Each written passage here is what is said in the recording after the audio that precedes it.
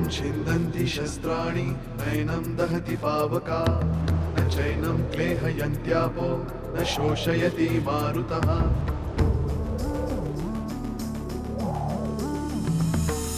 दिवसामागुन रात्र धावते सकाळ संध्याकाळ सूत्रधार जो या साऱ्याचा नामतयाचे काय तयाच्या मनात दडले नकळे कधी कुणा क्षणात होते संभव सारे क्षणापूर्वीचे असंभव असंभव असंभव असंभव. तू आणि आधी मध्यंतरी कोणाकोणाला भेटायला जायचात ना, त्या सगळ्यांच्याकडे पण चौकशी करशील का ग? बाळ गेल्याचं दुःख तू पचवलंस, पण सुलेखाचं खरं रूप तुझ्या समोर येईल तेव्हा मात्र तो धक्का तुला पचवणं फार कठीण जाईल. आजवर तुम्ही अनेक जणांच्या पत्रिका बघितल्यात, त्यामध्ये असलेल्या दोषांवर उपायही सुचवलाय, आणि तुमच्याकडे आपल्या प्रथमेशसाठी उपाय नाही. तो नाही थांबला बाबा. मी त्याला असं पटकन लागेल असं बोलायला नको होतं. त्याला नीट समजावून सांगता आलं असतं मला. बाबा,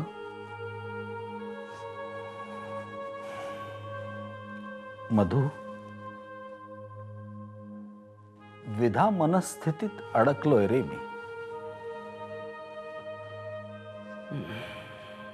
एकीकडे चंदू आणि दुसरीकडे भीती वाटते की प्रथमेशला बाबा, आपल्यासाठी प्रथमेश जगणं हे जास्त गरजेचं आहे.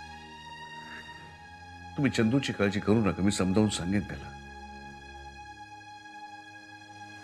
तो तुझं ऐकेलही, पण एक बाप म्हणून आपण आपल्या मुलासाठी काही करू शकलो नाही ही सल त्याच्या मनात राहील. काही गोष्टींना पर्याय नसतो बाबा. बाप म्हणून आपली कर्तव्य पार पाडायला मुळात प्रथमेश जगायला तर हवा ना. खरं आहे तुझं. तुझं म्हणणंही पटतंय आणि चंदूची तळमळ ही योग्य वाटते, जाणवतीये मला. यात सुवर्ण मध्य निघेल का असा विचार करतोय मी. सुवर्ण मध्य म्हणजे बघ, शुभ्राला मिळणारे संकेत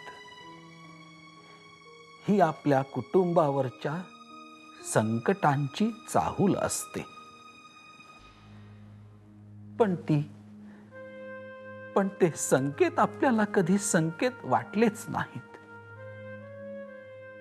आणि म्हणून आपण त्यावर कुठलीही उपाययोजना केली नाही. हे संकेत म्हणजे काळानं आपल्याला जागं करण्यासाठी दिलेला इशारा तर नव्हे. अपघात होणार असेल तर तो होणारच, तो टाळता येणार नाही,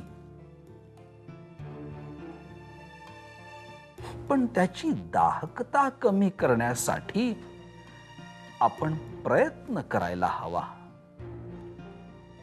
त्यावर विचार व्हायला हवा. पण त्याआधी आपण चंदूला विश्वासात घ्यायला हवं.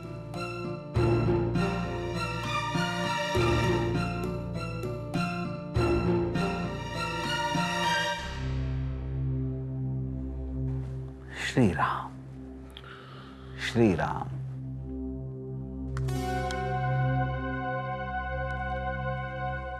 हॅलो. हा, मगाशी तुझ्याशी बोलणं अर्धवट राहिलं होतं. हे बघ, मी वहिनींकडे फोन करतेय. त्यांच्या बोलण्यावरून आधीबद्दल काहीतरी समजेल.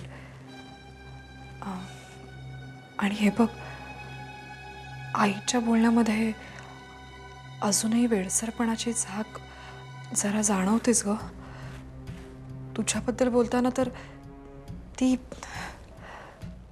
तुझा मेंटल असायलमचा ऑप्शनच बरोबर होता. पण त्यासाठी तू इथे असायला हवीस ना.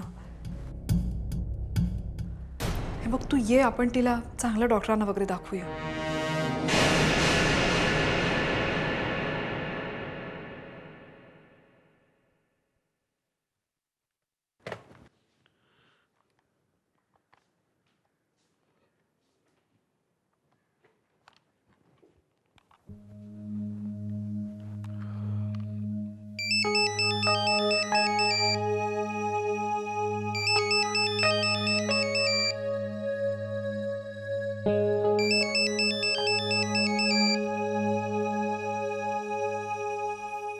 हा चंदू, बाबा बोलतोय.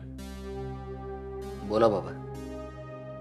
अरे तू असा अचानक निघून गेलास. सॉरी, चुकलं माझं. हे बघ चंदू, तू सॉरी म्हणावंस म्हणून मी फोन नाही केला. प्रथमेशला पोहायला जाऊ नको म्हणताना तुला किती त्रास होत असेल याची कल्पना मी नाही करू शकणार का रे. मला वाद नाही घालायचे. मोठे आहात तुम्ही. आजोबांनाही ज्योतिषामधलं कळतं. त्यांनी जे काही ठरवलं ते विचार करूनच ठरवलेलं असणार आहे.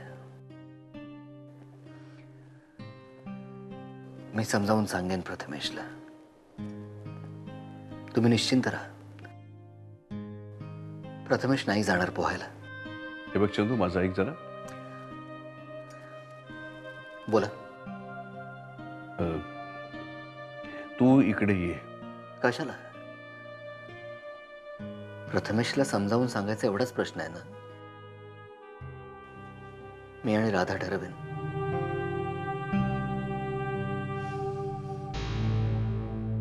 फक्त त्याला कसं समजावायचं आणि पण ऐकेल तो. ठेवू फोन. चंदू, हे बघ,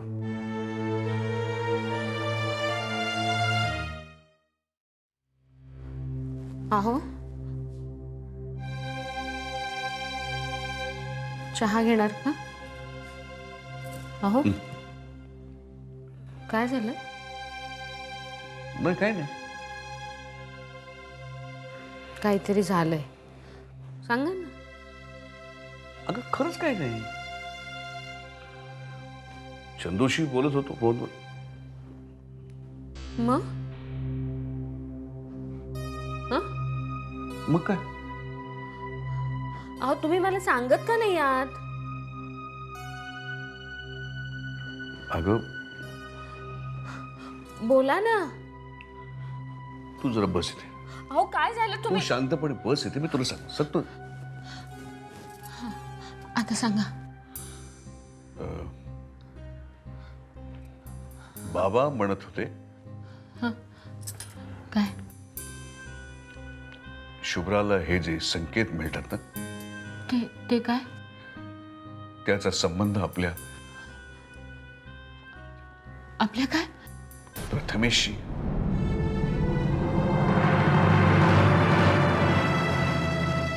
त्याला पाण्यापासून धोका आहे. अरे देवा, हे आता आणखीन काय नवीन? अहो, मग चंदू आणि राधाला सांगायला हवं ना. प्रथमेशला सांभाळायला हवं. मी आणि बाबा बोललो चंदूशी. त्याला समजावण्याचा प्रयत्न केला, पण तो काही न बोलता निघून गेला. मी त्याला दुखावण्याचा हेतू नव्हता आमचा. हो, म्हणजे पुन्हा काही गैरसमज करून घेतला की काय त्यानं? अगं असं काय हा मुलगा? अहो, प्रथमेशच्या काळजीपोटीच बोलला असाल ना तुम्ही. मी फोन करते त्याला. अगं मी आत्ता बोललो त्याच्याशी. मग नीट बोलला नाही का तुमच्याशी? तुम्ही काळजी करू नका, मी समजावते त्याला. हॅलो. हॅलो. अरे चंदू, अरे तुलाच फोन लावत होते मी. हे बघ माझं आधी ऐक. हे बघ, जे काही तुमच्यात बोलणं झालं ना, ते तुला दुखवायचा कुणाचाही हेतू नव्हता. हवं तर मी तुझी. अगं काय बोलतेस आई तू? अगं जे पूर्वी झालं तेच पुन्हा करायला मी पूर्वीचा चंदू राहिलोय का?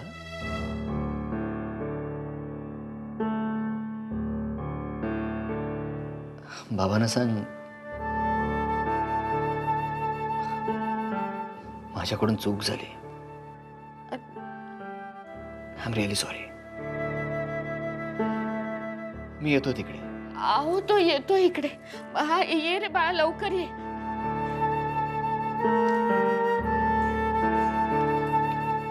म्हणाला बाबांना सांग चुकलं माझं, मी तिकडे येतो.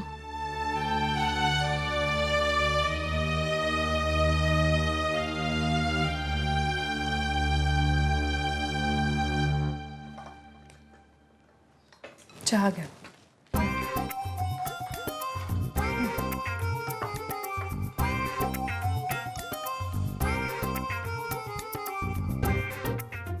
काय झालं कुसुमताई, काय झालं? काही सांगणार आहात का? चहा घ्या. तुम्ही काहीच बोलणार नाही आहात का?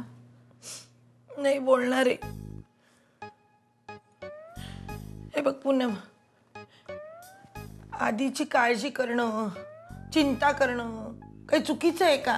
हं? म्हणजे त्याच्यासाठी दुसऱ्यांनी कोणी काही केलं तर चालतं, आणि मी काही करायला गेले तर खटकतं सगळ्यांना. माझ्या भावनांची काही किंमत नाही आहे त्या घरामध्ये. नीट सांगता का काय झालं ते? अगं हे बघ, आता मी मरमर करून तंगडतोड करून आमच्या महाराजांपाशी गेले होते. मी त्यांना आधीबद्दल सांगितलं तर त्यांनी मला लगेच उपाय सुचवला होता. मी तो उपाय वहिनीला सांगायला गेले तर वहिनी माझ्या संघावरती ओरडली. त्याचं करायला जावं भलं तो. मी आता ठरवलेलं आहे की मी आता कोणाशी काहीही बोलणार नाही.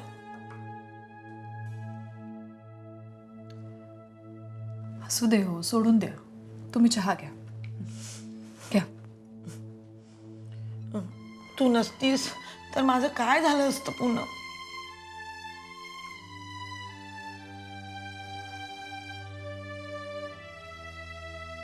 मी इकडे कशासाठी आले माहितीये का? आता बघ, आधी सापडावा म्हणून आपण सगळेजण प्रयत्न करतोय. म्हणजे मी सुद्धा माझ्या परीने प्रयत्नच करते ना. हं? पण त्यांना काही पटतच नाही ना. माझं कोणी ऐकतच नाहीये तिकडे. मी काय म्हणते माहितीये, तू जर का वहिनीशी बोललीस ना तर ते सगळं तुझं ऐकतील. हा, बोलशील का तू? हा, बोलशील? चहा घ्या. हा. अगं काय गार झालाय चहा. गरम करून आण जरा. घे.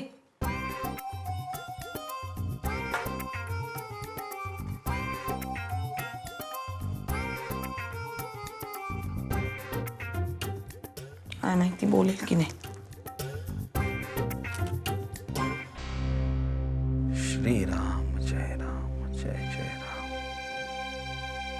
श्रीराम जय राम जय जय राम. श्रीराम जय राम जय जय राम. श्रीराम जय राम जय जय राम. आजोबा. श्रीराम जय राम जय जय राम. आजोबा. कोण? चंदू? सॉरी आजोबा. सॉरी कशाबद्दल रे? तुम्हाला काहीही न सांगता निघून गेलो ना. चंदू, माणसाच्या भावना अनावर झाल्या की त्या एकतर अश्रूंमधून व्यक्त होतात, नाही तर रागातून.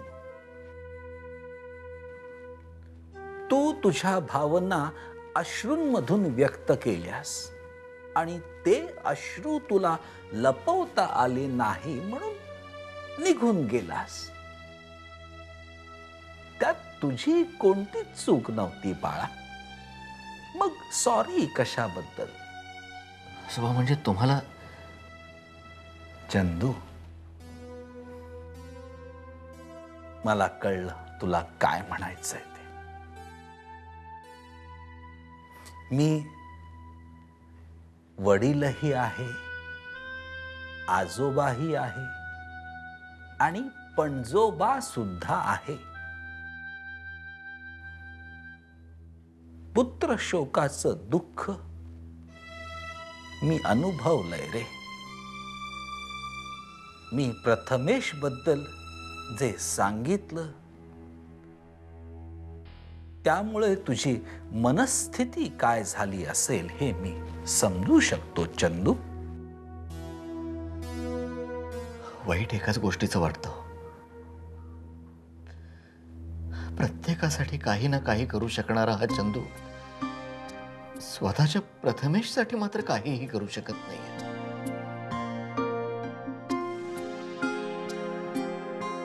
प्रथमेशकडे बघितलं ना तरी पोटामध्ये धस्स होतो आजोबा.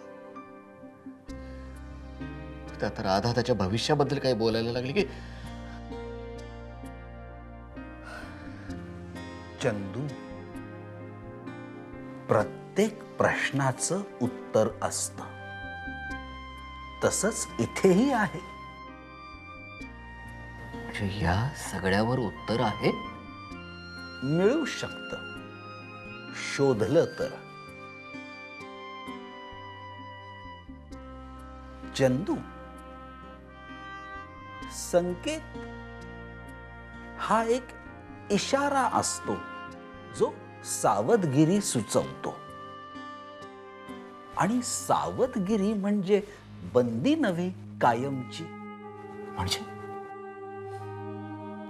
मी प्रथमेशच्या बाबतीत एक शक्यता वर्तवली आहे. म्हणजे प्रथमेश पुन्हा पोहू शकतो? का नाही? पण सध्या त्याची ग्रहस्थिती अनुकूल नाहीये. त्याचे ग्रह एकदा अनुकूल झाले की अनिष्ट टळेल आणि ते टळलं की तो पोहू शकतो.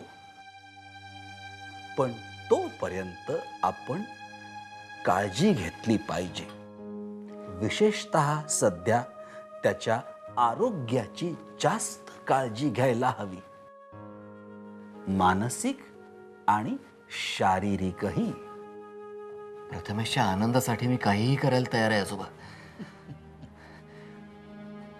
थँक्स. थँक्स काय म्हणतोस रे बाळा?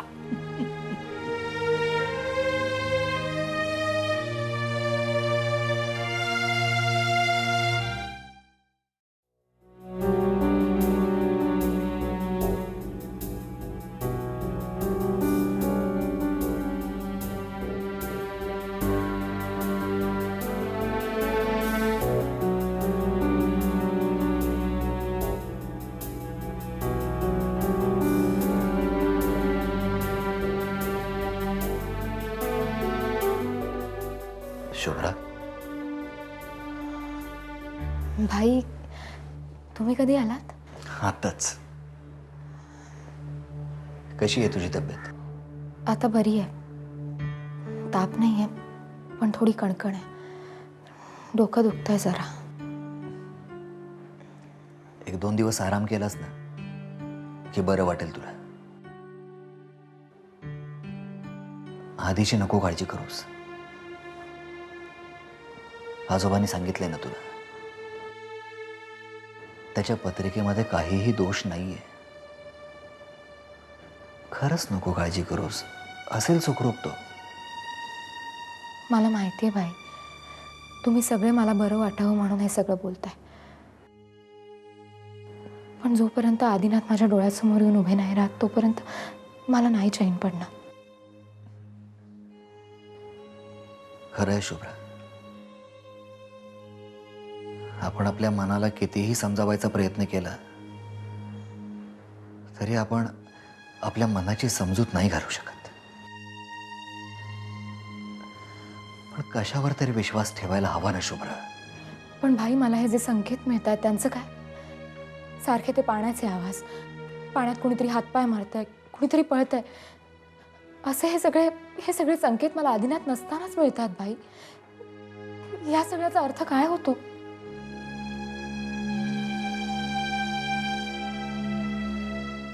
भाई, अगं नाही, मला नाही वाटत काही अर्थ असेल त्याचा. कुठेतरी काहीतरी पाहिलेलं आठवत असेल अगं तुला. तू नको काळजी करूस. मी आईला भेटून येतो.